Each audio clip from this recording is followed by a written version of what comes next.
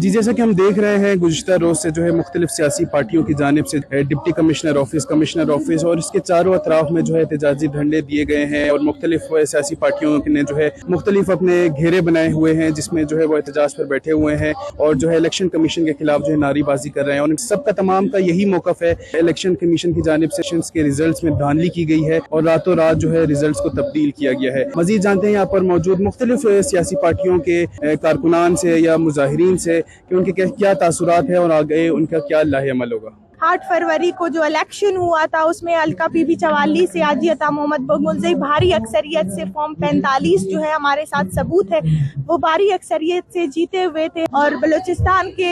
دیگر اضلاع میں جو ہے نا نیشنل پارٹی کے مینڈیٹ پر شب خون مارا گیا۔ ہم جیتے ہوئے تھے فارم 45 کے ذریعے، اور ہمارا دھرنا تب تک جاری رہے گا جب تک ہمیں ہمارا اصل رزلٹ نہیں ملتا، جب تک۔ اور ہم یہ واضح پیغام دینا چاہتے ہیں اس ریاست کو کہ ہم پہلے سے بدحال ہیں، ہم پہلے سے پسماندہ ہے، خدا را آپ ہمیں مزید غم و غصہ نہ دلائے، ہم پہلے سے درد کے مارے ہوئے لوگ ہیں۔ جب ہم جمہوری راستہ اپنا کر جمہوری جدوجہد کرتے ہیں تو آپ جمہوری سسٹم کو بھی ڈیریل کرنے کی کوشش کرتے ہیں۔ جنہوں نے 4830 ووٹ لے کر کے پہلی پوزیشن پہ تھا، رات تقریباً 6 بجے کے آس پاس 9 تاریخ کو یہ رزلٹ چینج ہوا۔ ہماری جو 4800 ووٹ تھے ان کو کم کروا کر کے 4300 کروایا اور ان کے 571 کو آگے، اور تو ہمارے جو بالا قوت ادارے ہیں ان سے ہماری یہ اپیل ہے کہ خدا را ہمارے جو عوام ہے، غریب عوام ہے سریاب کی، ان پہ رحم کرے، جو ہمارے حق ہے ہمیں اپنا جو سیٹ ہے وہ ہمیں دے دے۔ یہاں آج جو احتجاج ہو رہے ہیں آپ لوگوں کو بخوبی پتہ ہے کہ الیکشن سے 2 دن پہلے اسی جگہ پہ یہاں RO آفس کے سامنے ہم نے ایک احتجاج کیا، تو وہ احتجاج اسی کے لیے ہم لوگ نے پہلے سے ہی بتا دیا کہ بھائی ہمارا الکا پی بی 39 ہمارے جمعیت علماء اسلام جو کینڈیڈیٹ ہے سید عبدالواحد آغا، اس نے یہ واضح کر دیا کہ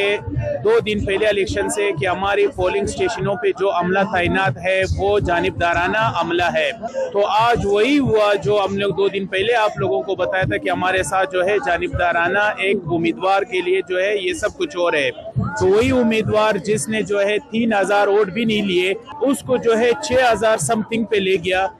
ہمارے مینڈیٹ چوری کیا، اور ہم لوگوں نے جو ہے اور یہ سارے ایک ہو کے اور باقی پارٹیوں سب جو ہے آج جو احتجاج پہ وہ اسی سلسلے میں ہے کہ ہمارے ساتھ دھاندلی ہوئی ہے۔ جو ہے RO آفس سے ایک نوٹس جو ہے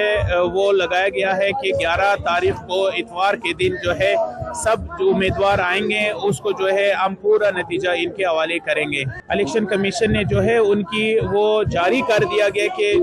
جو ہرے ہوئے تھے اس کو جتوا کے ان کی وہ پوری طور پہ الیکشن کمیشن سے اس کو جاری کر دیا گیا۔ تو ہم آئندہ عمل جو ہے سارے پارٹیاں ایک الائنس بنے گی، اس الائنس کے مطابق جو بھی فیصلہ ہوئے گا ہم آئندہ عمل پھر بتا دیں گے۔